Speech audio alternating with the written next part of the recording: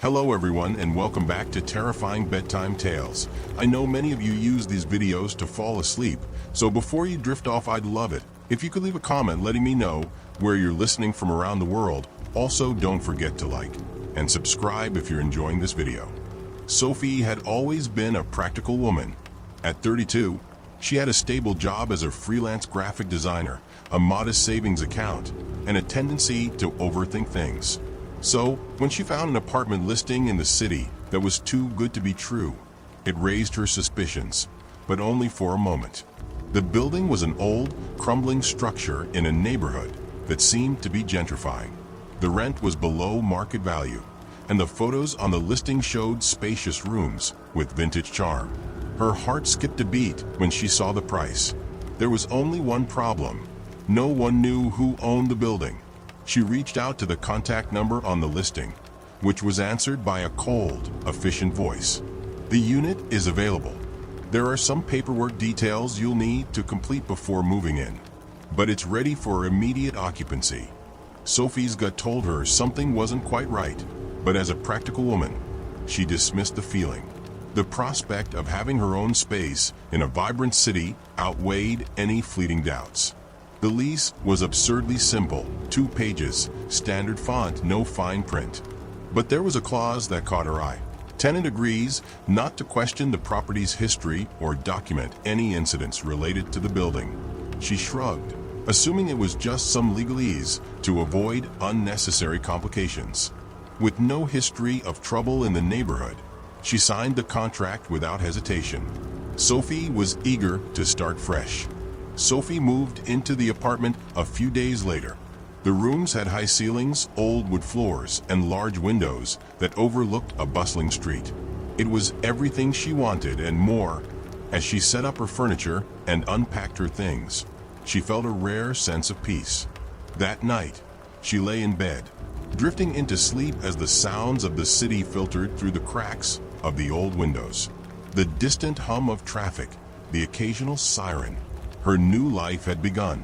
But then, in the dead of night, something changed. The sounds of the city faded. The silence was oppressive. She awoke suddenly, her senses heightened. A low, echoing creak echoed through the apartment, like the sound of a door slowly opening. Sophie froze, her heart pounding. She told herself it was just the building settling. Old buildings did that, right? But the feeling of being watched was unmistakable. Her eyes scanned the room, her breath shallow. The apartment was still, too still. Another creak. This time it was closer.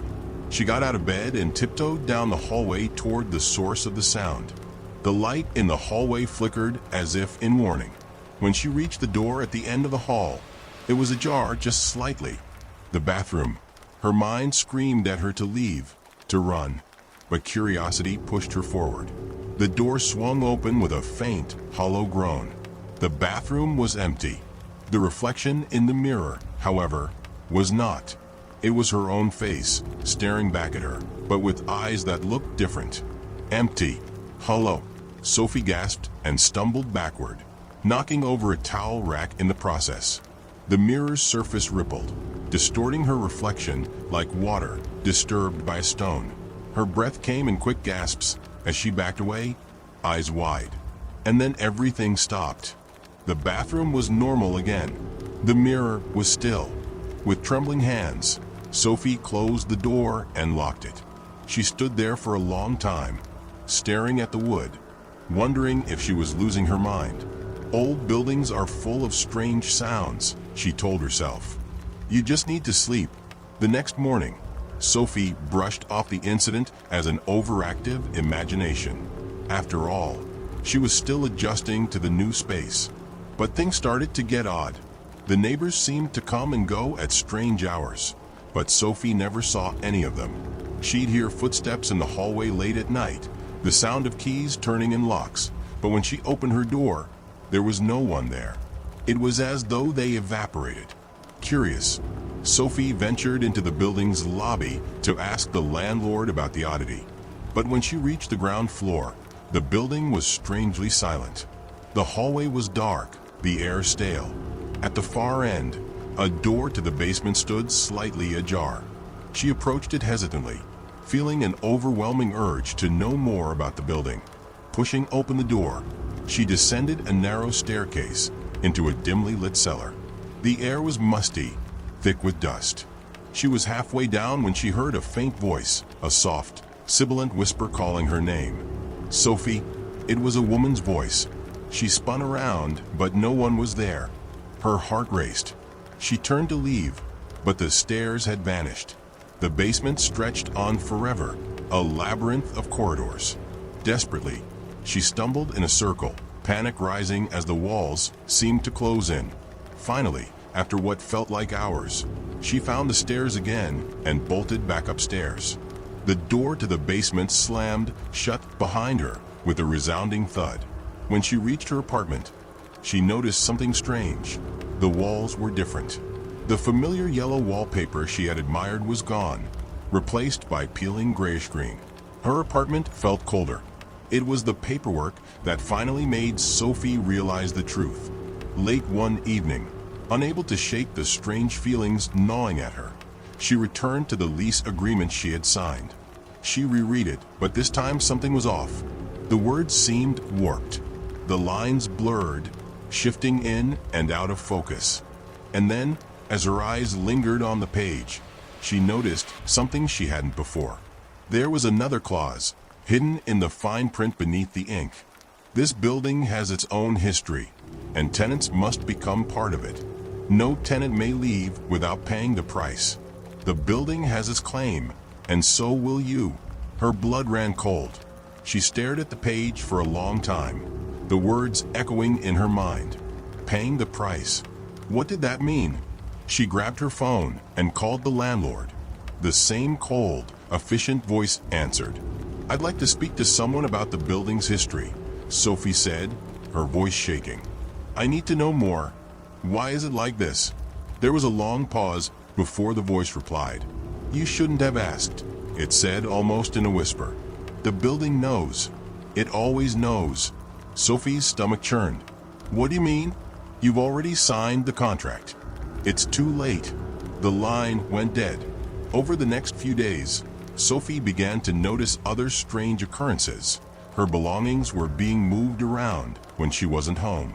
Items would disappear only to reappear in odd places. She began to see the figures of people, shadowy and indistinct, lingering just out of the corner of her eye. They never spoke, but she could feel their eyes following her. The sense of being watched grew unbearable. She tried to leave the building several times, but no matter how hard she tried, the front door would always close behind her. It was as if the building itself were holding her captive, an invisible force preventing her from escaping. One night, desperate to break free, Sophie packed a bag and made her way to the front door once more. She turned the handle, but it didn't budge. She pulled harder, but it wouldn't give. With a final, terrified scream, Sophie looked down at her hands. The fingers seemed to fade before her eyes. She was becoming part of the building. As the floor beneath her shifted, the walls seemed to close in. Her body began to dissolve into the air, her very essence becoming one with the structure. The last thing she heard was a voice, faint but familiar. "Welcome home."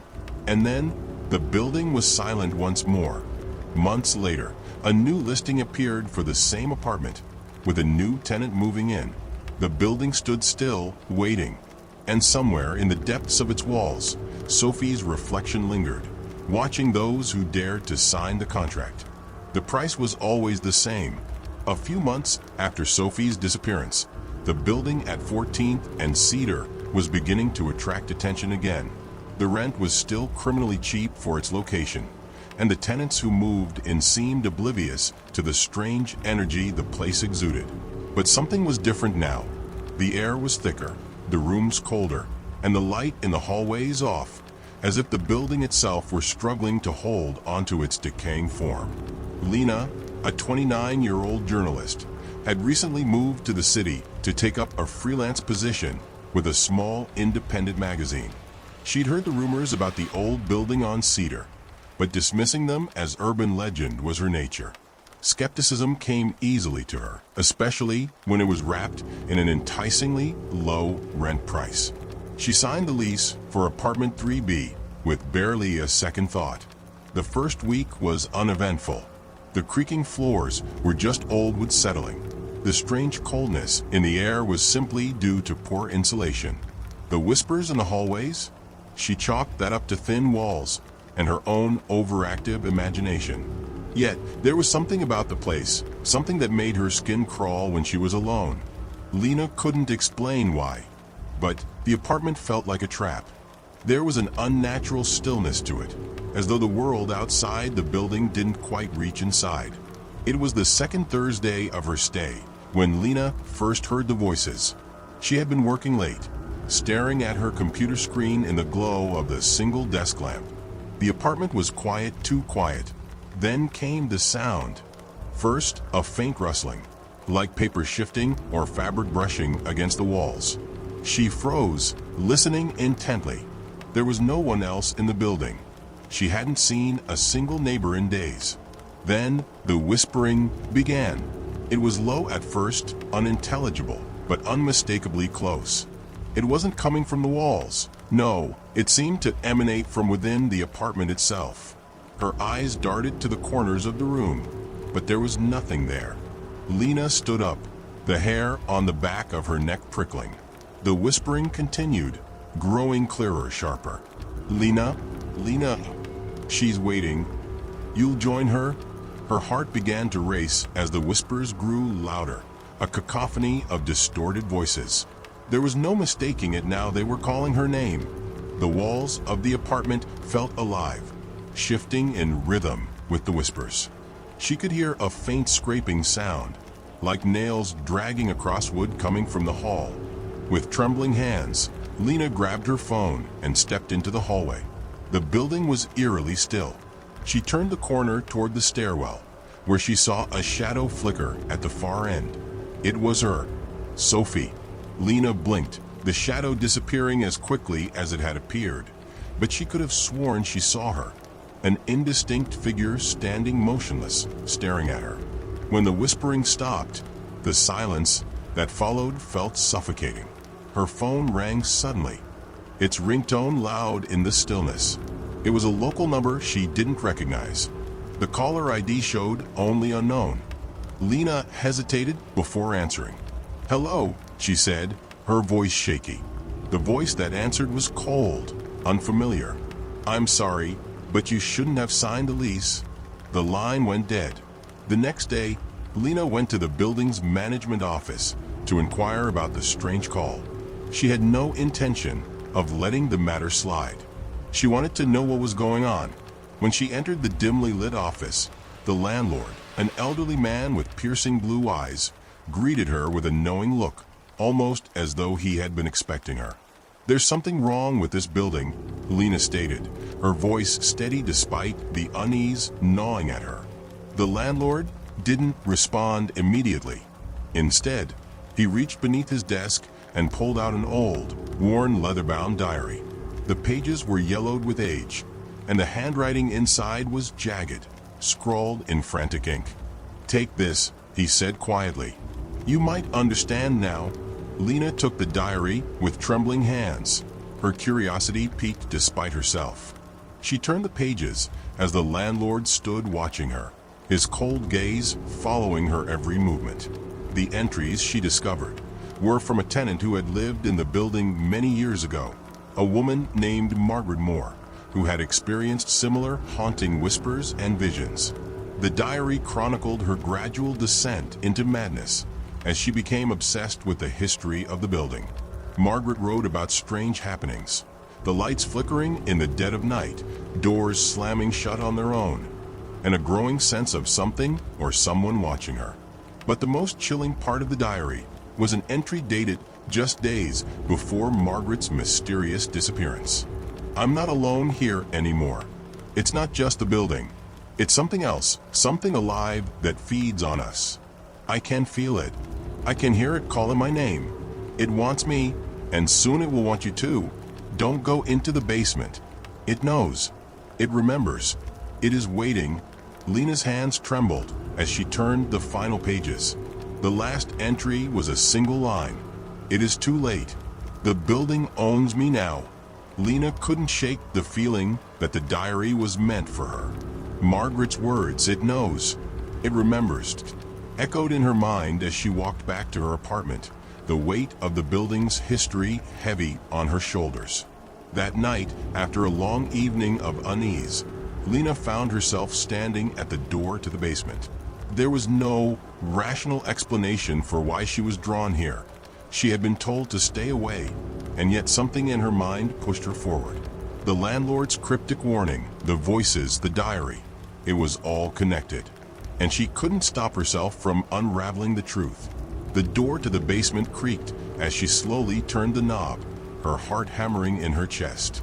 The darkened stairs below beckoned her like a black hole, pulling her down into the bowels of the building. The whispers were louder now, clearer. "Lena." With each step, her pulse quickened. She wasn't alone. The moment her foot touched the bottom step, she felt a change in the air. It was colder, oppressive.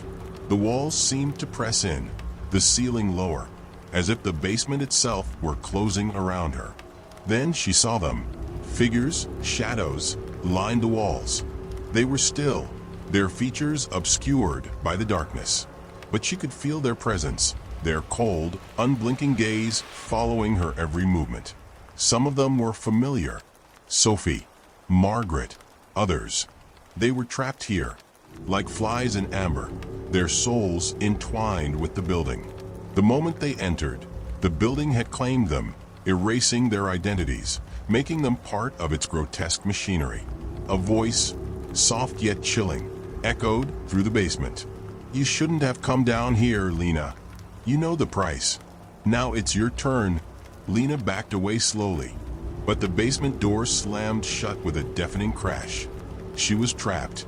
As she turned around, the walls shifted, the shadows stretching and warping as if alive. There was no escape. The building had waited, just as it always had, and now it had claimed her, too. The whispers filled the air, merging into one overwhelming voice. Weeks later, the listing for apartment 3B was updated. The rent was still absurdly low, and yet it attracted a new set of tenants, each one unaware of the building's insidious grip. But deep within its walls, the ghosts of those who had come before lingered, trapped in an eternal cycle, waiting for the next soul to sign the lease. And as always, the building whispered its call, because in this place, no one ever truly leaves. The weeks dragged on, and Lena's disappearance became another forgotten urban myth, the kind of thing that lingered on the edge of people's minds, but was ultimately shrugged off. The building at 14th and Cedar stood unchanged, its exterior as dreary and lifeless as always, but something within it had grown darker, more insistent. Another tenant moved in, this time a young couple, eager to start a new life in the city. They were hopeful, excited by the prospect of living in such a beautiful, historic building at a price that seemed too good to be true. They had no idea that the building's ancient hunger would soon find them. It was a quiet Tuesday when Chloe, the young woman of the couple, went to check the mail. As she shuffled through a stack of flyers, she felt something strange at the back of her mind, an almost overwhelming sense of déjà vu. The apartment complex's name flashed on one of the envelopes, and with it came a chill that seemed to crawl up her spine. She tossed the flyer aside and moved to leave the lobby, but then something caught her eye. A faint outline on the back wall, where a door used to be, glowed softly. The basement door. The door to the basement had been sealed shut when they moved in, but now the wooden boards appeared cracked, the seal broken, as if it had been opened in secret. Chloe's heart skipped a beat. She remembered the warning, the whispers, the stories. But like many before her, she had dismissed it as superstition, stories made to frighten tenants into leaving or paying attention to the building's strange demands. But now something in her blood stirred. A call, a pull. Chloe's eyes narrowed, and without thinking, she found herself walking toward the door. The air in the lobby felt heavier, as though it were holding its breath. The door creaked open before she even touched the handle, as if the building itself had been waiting for her to arrive. She descended the narrow staircase slowly, every step more reluctant than the last. The basement, once dark and oppressive, now hummed with a strange energy, the walls vibrating as though they were alive. The air smelled damp, thick with mildew, but underneath that was something else, something old, something familiar. Her pulse quickened as she reached the bottom of the stairs. Shadows clung to the corners, shifting in unnatural ways. For a moment, the basement seemed empty, but as her eyes adjusted to the dim light, she saw them. Figures. They were lined along the walls, their forms blurry, indistinct. Some were still, their heads bent as though listening to something. Others seemed to be moving, pacing in slow, deliberate circles. Chloe's breath hitched in her throat. The figures, the ghosts, were all familiar. She could see them clearly now. Their faces were etched in agony, eyes wide and unblinking, staring back at her. Sophie, Margaret, Lena. Chloe took a step forward, her hand trembling against the cold concrete wall. The whispers started, soft at first, a barely audible sound, as if the voices were coming from the very foundation of the building itself. The whispers wrapped around her like tendrils, creeping beneath her skin, urging her deeper into the room. She tried to turn and flee, but the stairs behind her had vanished. The air was suffocating. The walls closed in, and the ceiling seemed to lower. The basement was no longer a room, it was a living thing, breathing, consuming. The figures moved now, their eyes fixed on her. Their mouths opened, and they whispered in unison, "You shouldn't have come. You knew, and still you came." A cold, hollow laugh echoed through the basement. Chloe turned around, panic rising, and saw the figure standing in the farthest corner of the room. It was her, Lena. Her face was pale, her hair matted to her forehead. Her eyes were hollow, empty, like two black voids. She was standing, but not quite alive. Lena's voice, raw and trembling, pierced the air. "I tried to warn you. The building, it doesn't let you leave. Once you're here, you belong to it. And soon, you will be like us." Chloe tried to scream, but the air was thick, suffocating. Her voice was swallowed by the sound of the walls creaking. The shadows were closing in on her, like the claws of some ancient beast. "No, no," Chloe shouted, her pulse thudding in her throat. But the building was already taking its price. Days passed. The couple's apartment stood silent, waiting. Chloe never came back. Her boyfriend, desperate to find her, checked the basement. He found only a small, scattered pile of her belongings, discarded and forgotten, like a trace of someone who had never really existed. The following week, a new listing appeared on the board outside the building. It was for apartment 3B. The rent was still inexplicably low. No one had seen the couple in days, but the lease was already signed. The tenants who moved in next seemed unaware of the building's legacy, its hunger. They marveled at the beautiful, spacious apartment, excited by their good fortune. They saw the same photos, the same layout, and the same price that had drawn everyone before them. They signed the lease without hesitation, but deep within the walls, the building waited. The whispers began to stir once more. For those who had signed the contract, for those who had become part of its forgotten history, there would be no escape. The building owned them now. It always had, and it always would. And when the next tenant arrived, they would find themselves slowly eroded by its presence. Like the others before them, they would vanish into the depths of its haunted halls. Because once you signed the lease at 14th and Cedar, the price was always the same.